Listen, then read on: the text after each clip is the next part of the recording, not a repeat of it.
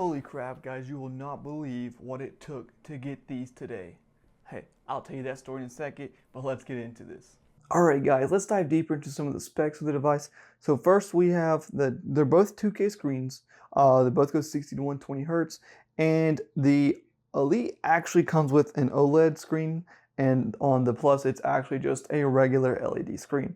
For the CPU, on the Elite we have the 12-core 8100 variant, and for the the Plus, we have the 10-core 64-100 variant. Both of them have the same amount of memory, same SSD, as well as for the Wi-Fi cards. The NPU actually say Snapdragon X Elite on both the Plus and the Elite, but it just shows 8100 versus 64-100, and then the GPU is their respective. They both have the same amount of shared GPU memory, which is going to be interesting to see if there's actually any difference in that. All right, so let's get into our Crystal Disk Mark speed test for the SSDs. I doubt there's going to be much of a difference just for the fact that they're both the same SSD, but let's find out. So yeah, so with our Crystal Disk Mark test, we have about 3,600 megabytes per second reads and 2,500 megabytes per second writes. All right, so let's head into our webcam and microphone test. All right, this is the Surface Pro webcam and mic test. Webcam looks kind of clear, 1080p, and then let me know in the comments how the webcam sounds, and if there's any muffling or whatever, let me know. All right, so let's head into our Geekbench tests. What I'm gonna do is I'm gonna do two separate runs for both the GPU and CPU, plugged in versus not plugged in, as we all know how Windows is notorious for giving us extra performance when we're plugged in and taking it away when we're on the go. So let's see how that goes, and I'll be back with you with the scores. All right, so we're done with our Geekbench CPU and GPU tests. So for the unplugged, we have 2,317, and for the single core and for the multi-core score, we have 12,058 on the X Plus, and on the X Elite, we have 2,346 single core score, so not much of a difference in terms of single core. But on the multi-core, there's about 13,192 for the multi-core scores, so it's about 8 or 9% increase over the Plus when being unplugged in the multi-core. But things change a little bit when we plug them both in. So for the Plus, we got 2,455 single core score, which is about a 5% increase in terms of performance. And then on the multi-core score, we got 13,221, which is about almost 9 to 10% increase when plugged in. So there is a little bit of performance left on the table with the Plus. Now, for the Elite, we have 2,835 single core score. So that is about a 21% jump in terms of performance on single core score alone. Now for multi-core score, we got 14,516, and that's again another 10% that is being left on the table in terms of multi-core score. So definitely we'll probably see some sort of difference in CPU intensive tasks when plugged in. Now let's head on over to our GPU tests and scores with it being unplugged. So for the Plus, we have 18,920 and 18,788 on the Elite. So it's a little bit weaker. But when we plug them in, do we see a difference? Not really. I mean, there is an increase. It's 19,978 on the Plus and 19,946 on the Elite. So they're about the same regardless. Plugged in, plugged out. So you're not really going to see much of a difference in that aspect. But I do want to go ahead and go to do a speedometer test, both plugged in and unplugged. So let's do that. Let's start with the unplugged or plugged in, and then we'll do the unplugged. All right, so we've done the plugged in test for the speedometer 3.0. We got 24.7 on the Plus and 26.6 on the Elite. So a little bit minor difference in that, but let's unplug them and see how big of a difference it makes. All right, so unplugged, we have 16.8 versus 16.4 on the Plus.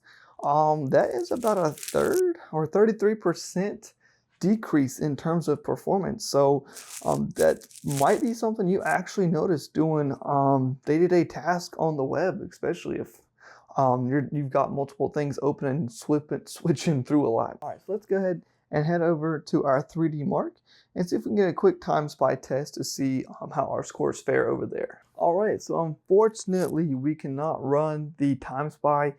Sometimes it lets us see the run button, sometimes it don't, but currently it says your CPU does not support SSSE, and I'm guessing that's just the new architecture. It doesn't really recognize or what it is or what it can do.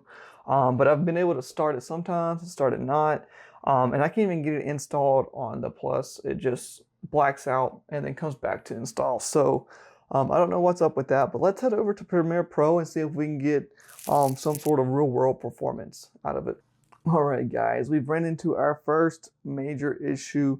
And whenever trying to install it, it says there's an issue installing Premiere Pro, and it is not yet available on my device. So I think it might actually see it as a tablet, because it's recommended me like Photoshop Rush or Premiere Pro, or yeah, Premiere Rush. So it might see it as a tablet, being that it's a Surface, but it also could see it as some sort of like architecture it's not ready for. Like when the M series first came out, Premiere Pro definitely wasn't ready for it. So yeah, so let's head into Blender. Maybe we can get some sort of graphics performance in there. All right, so for our Blender test, I have done the cube basic asset that they have on their website. I tried to do the Ellie animation and it just completely crashes. So there's not enough GPU power there, or it's just not optimized. But when I did run the cube, I got 50 seconds on the Elite and 56 seconds on the Plus. So based on other devices, if it's an increase for you, that might be something, but I figured that Blender would be something that people would target this device for, since it can be used as a tablet in certain ways, and especially when designing things. So disappointing, but like I said, there's going to be growing pains with this device. So our last test that I want to run is Cinebench 2024 version, to give it a nice long stress test to see if those fans kick in, see if there's any thermal throttling, and just to see how the scores compare to other devices. So let's hop into that. All right, so we're done with our Cinebench scores. So for the single core on the Plus, we have 104 on the Plus and the Elite. On the Plus for multi-core, we have 742, and then on the Elite, we have 774. So in terms of where that ranks, it's still slightly lower than the M1 Max. So it's got some improvement to do in terms of these devices to be as powerful as Apple's, I guess their main competitor in this kind of space. But I mean, in terms of battery life, you're getting good battery life. After all these tests, I'm sitting around 86% battery, and I haven't heard the fans kick on at all, except for in Blender, but I think it's just because it doesn't know how to utilize our GPU yet. So they're not loud, it's just that the room's dead quiet and they're noticeable, right? But yeah, in terms of overview, based on our results, if you're looking for something CPU, I guess related, and you want Windows, this is probably the device for you. Whether you want to spend that extra $500 for OLED, because you're not really getting anything else in terms of CPU performance right now. I mean, sure, it was like a decent jump in terms of like 10% in single core and multi-core, but I don't think I can justify $500 for the return you're getting, especially with no extra GPU performance. So, and most of the stuff that I would be doing is probably CPU performance, but GPU is really good for Premiere Pro, and I can't even run that. So this is definitely not a device for me yet. I'd say keep looking out for reviews, see what other, I guess, people are saying about the device. And I do, like I said, I have the 32 gigabyte coming in tomorrow. I'm gonna be sure to run the same test, see if that gives us any extra GPU juice, because it is the Elite, so I'll be able to compare 16 versus 32 for you guys. And really see what kind of difference it makes. If you liked the video, make sure to hit that thumbs up. Leave a comment for me on what you want to see on the next test. And if you're looking forward to that video, make sure to hit that subscribe button, and I'll see you in the next one. See ya.